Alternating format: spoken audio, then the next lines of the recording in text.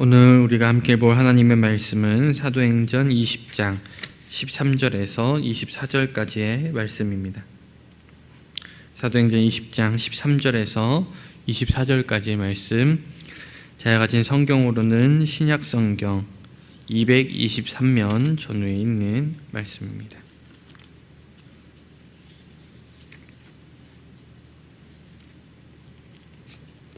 다 찾으신 줄을 믿고 우리 다 같이 한 목소리로 합독하시겠습니다. 우리는 앞서 배를 타고 아수에서 바울을 태우려고 그리로 가니 이는 바울이 걸어서 가고자 하여 그렇게 정하여 준 것이라. 바울이 아수에서 우리를 만나니 우리가 배에 태우고 마둘레네로 가서 거기서 떠나 이튿날 기호 앞에 오고 그 이튿날 사무에 들리고 또 다음날 밀레도에 이르니라. 바울이 아시아에서 지체하지 않기 위하여 에베소를 지나 배 타고 가기로 작정하였으니 이는 될 수 있는 대로 오순절 안에 예루살렘에 이르려고 급히 가미로라. 바울이 밀레도에서 사람을 에베소로 보내어 교회 장로들을 청하니 오매 그들이 말하되 아시아에 들러온 첫날부터 지금까지 내가 항상 여러분 가운데에서 어떻게 행하였는지를 여러분도 아는 바니 곧 모든 겸손과 눈물이며 유대인의 간계로 말미암아 당한 시험을 참고 주를 섬긴 것과 유익한 것은 무엇이든지 공중 앞에서나 각 집에서나 거리낌 없이 여러분들에게 전하여 가르치고 유대인과 헬라인들에게 하나님께 대한 믿음을 증언한 것이라. 보라, 이제 나는 성령에 매여 예루살렘으로 가는데 거기서 무슨 일을 당하는지 알지 못하노라.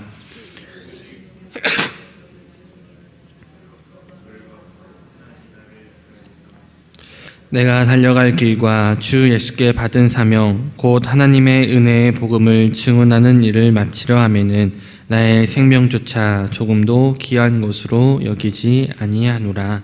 아멘. 오늘 읽은 본문 말씀을 중심으로 끝까지 복음을 위해란 제목으로 함께 은혜를 나눠보려고 합니다. 마게도냐와 그리스 지역을 두루 다니며 고별 여행으로 제자들을 굳세게 했던 바울은 이제 예루살렘을 떠나기 직전 밀레도 항구에 정박한 동안에 에베소 장로들을 청하여 부른 후 고별 설교를 전합니다. 바울의 유언과도 같은 이 설교를 통하여서 자신의 목숨도 아끼지 않아하고 복음의 증인으로 살아온 그의 날들을 돌아보며 또 듣는 모든 일들도 그렇게 살 것을 도전하는 것이 바로 오늘 본문의 내용입니다. 드로아를 떠난 바울과 그 일행은 두 편으로 나뉘어서 바울은 육로를 통해 아소로 가고 나머지 일행은 배를 타고 먼저 아소로 가서 기다리게 되었습니다. 바울이 왜 그렇게 하였는지 알지는 못하지만 아마도 그가 육로로 가면서 둘러보아야 됐던 지역과 사람들이 있었던 것으로 보여집니다.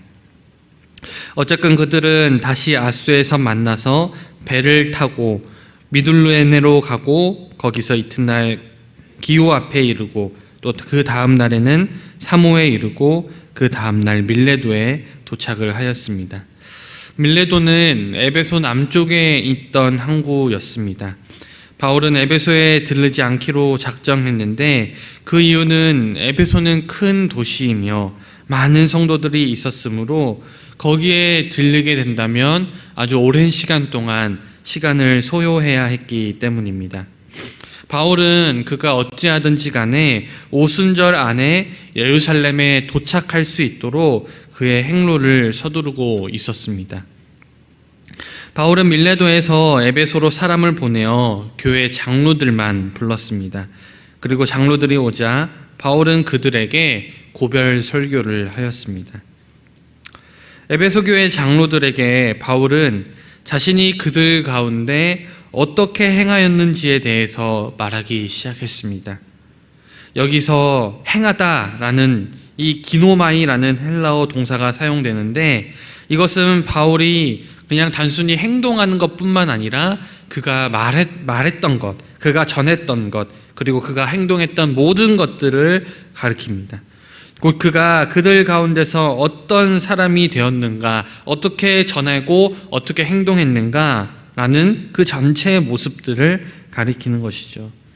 이처럼 그리스도인들은 말뿐만 아니라 그의 모든 삶으로 그가 그리스도인임을 증거하고 보여주어야 합니다.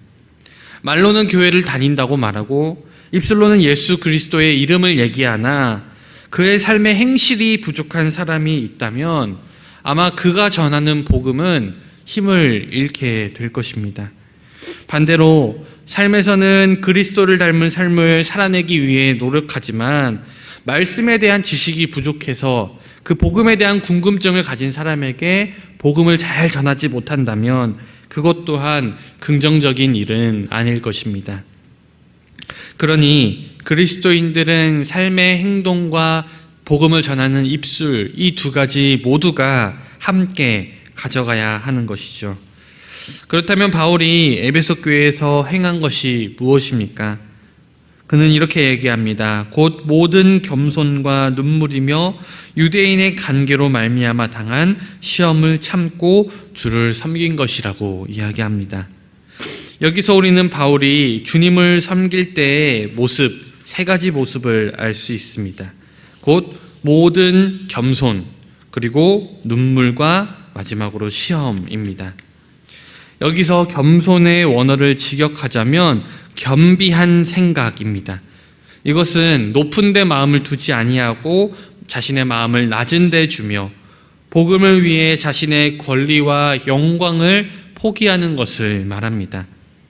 따라서 여기서 바울이 말하는 이 겸손이라는 단어는 우리가 일반적으로 생각하고 있는 겸손이라는 단어의 뜻과는 거리가 조금 있는 것이죠.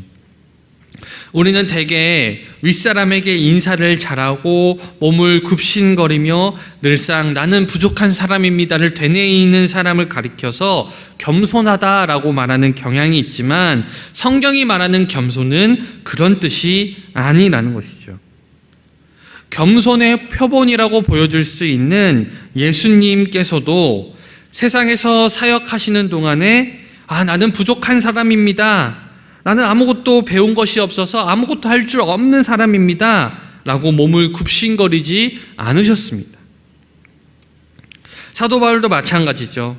사도 바울도 에베소에서 목회할 때 그렇게 하지 않았습니다. 나는 부족한 사람이에요. 나는 아무것도 몰라요. 여러분들 대단해요. 이렇게 하지 않았다는 것이죠.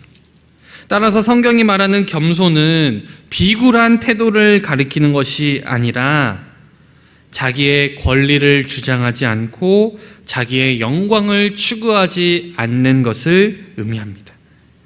곧 비천한 자들에게 찾아가서 복음을 전하며 그들과 함께 어울리며 생활할 수 있는 것, 기꺼이 그렇게 할 수 있는 것, 그것이 바로 겸손이라는 것이죠. 세상이 낮은 자들이라고 말하는 자들과 어울려도 전혀 자존심이 상하지 않는 것, 기꺼이 그들과 같은 위치가 될 수 있는 것, 그것이 바로 성경이 말하는 겸손이라는 것입니다. 그러니 예수님은 진정으로 겸손한 자였습니다.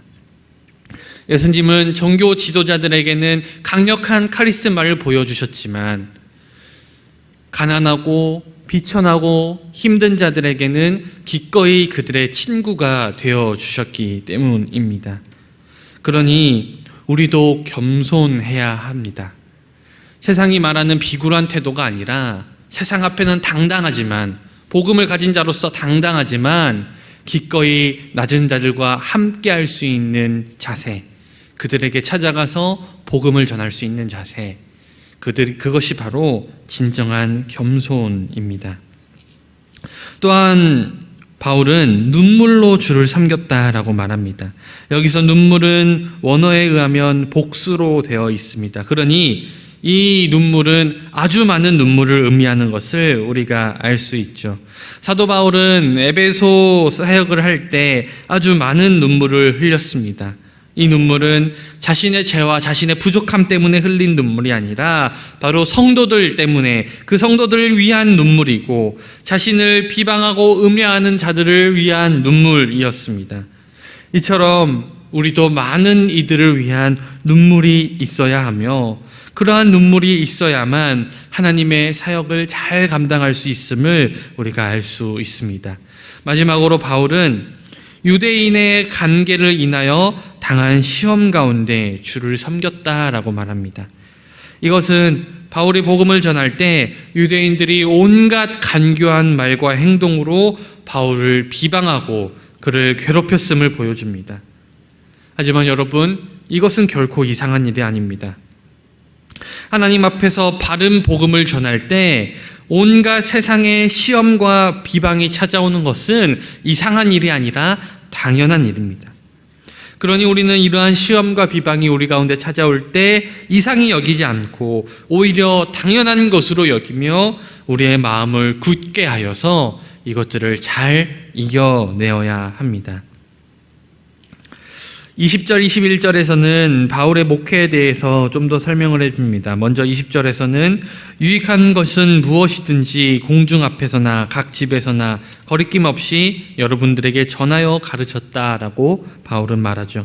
바울은 복음을 전할 때 직업적으로 예배 시간이나 정규적인 모임 시간에만 가르친 것이 아니라 시간과 장소를 가리지 않고 성도들을 가르쳤습니다.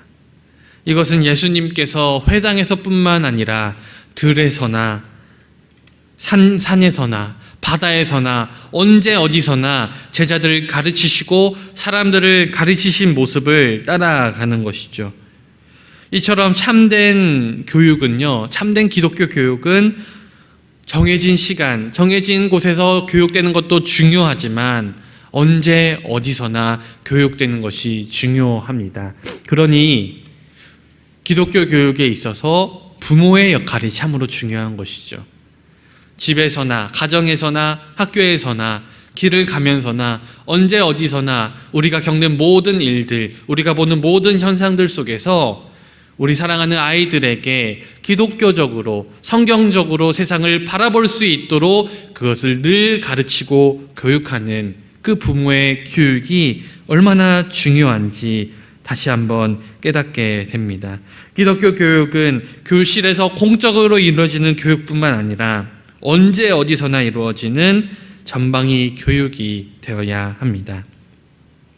이어지는 21절에서는 유대인과 헬라인들에게 하나님께 대한 회개와 우리 주 예수 그리스도께 대한 믿음을 증거하였다고 말합니다. 예수 그리스도를 믿는 데는 회개가 필요하죠. 회개는 자기의 죄를 뉘우치고 하나님께로 돌아가는 것을 말합니다. 또한 자신의 구체적인 죄를 깊이 뉘우치고 버리는 것 또한 이제부터는 세상으로 향하던 삶의 방향을 하나님께로 돌리는 회개의 모습입니다. 이러한 회개와 예수 그리스도에 대한 믿음은 뗄래야 뗄 수 없는 관계에 있습니다. 회개가 구원을 담보하는 것은 아니죠. 우리가 회개한다고 구원을 받고 회개하지 못한다고 구원을 받지 못하는 것은 아닙니다. 하지만 참된 회개는 예수 그리스도에 대한 믿음을 더해주며 또한 그리스도에 대한 믿음은 회개를 우리로 하여금 회개할 수 있게 합니다. 따라서 회개 없는 믿음 그리고 믿음 없는 회개는 사실은 존재하지 않는 것이죠. 그러니 우리가 진정으로 예수 그리스도를 믿는다면 우리 또한 늘상 회개하는 마음으로 주님 앞에 나아가야 합니다.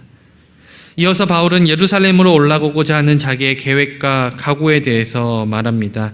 특별히 23절을 볼 때 성령께서는 바울에게 결박과 환난이 기다리고 있음을 미리 증언해 주셨음을 알 수 있습니다. 나중에 바울이 가이사랴에 도착했을 때 선지자 아가보가 와서 바울이 결박되어 넘겨질 것을 아주 구체적으로 예언하는 장면이 등장합니다.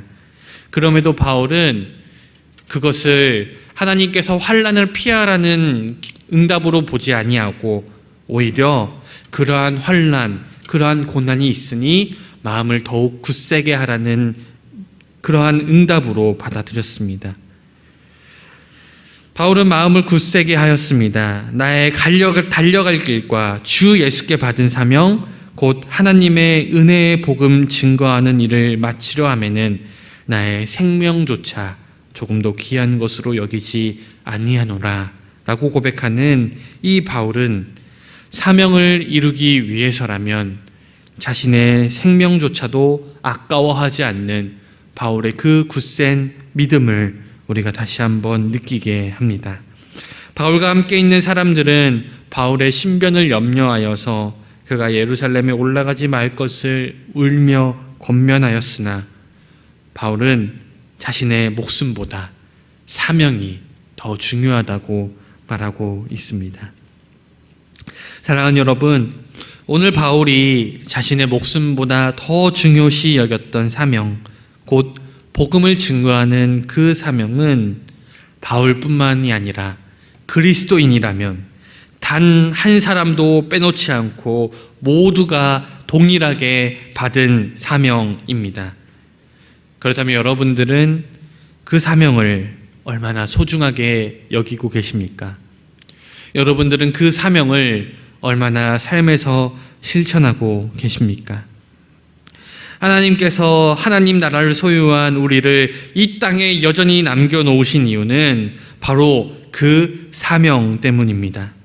그러니 우리도 바울처럼 주님이 우리에게 허락하신 모든 기회들을 활용하여서 복음을 전하는 데 힘써야 합니다. 사랑하는 여러분, 부디 복음 전파에 힘씀으로써 하나님 사명에 충성되이 감당하는 저와 여러분 다 되시기를 주님의 이름으로 간절히 축원드립니다. 기도하겠습니다. 사랑과 은혜가 충만하신 하나님 아버지, 오늘 바울의 이 마지막 고별 설교를 통하여서 우리에게 큰 은혜를 더하여 주시니 감사합니다. 주님, 특별히 오늘 바울이 자신의 생명보다 더 중요하게 여겼던 그 복음 전파의 사명을 우리도 다시 한번 마음속에 되새기고 삶 속에서 실천하며 살아갈 수 있도록 주여 우리에게 힘과 능력을 더하여 주시옵소서.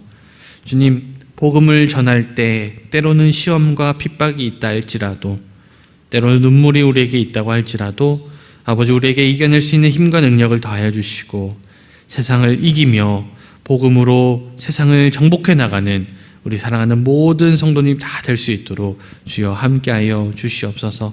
이 새벽 가운데 주여 우리가 함께 기도할 때 우리의 기도 제목 가운데 응답하여 주시고 또한 오늘 하루 생활할 때 피곤치 않게 하시며 주님께서 삶 속에서 필요한 모든 능력과 지혜를 더하여 주시옵소서. 감사드립니다. 살아계신 우리 주 예수 그리스도 이름으로 기도 드리옵나이다. 아멘.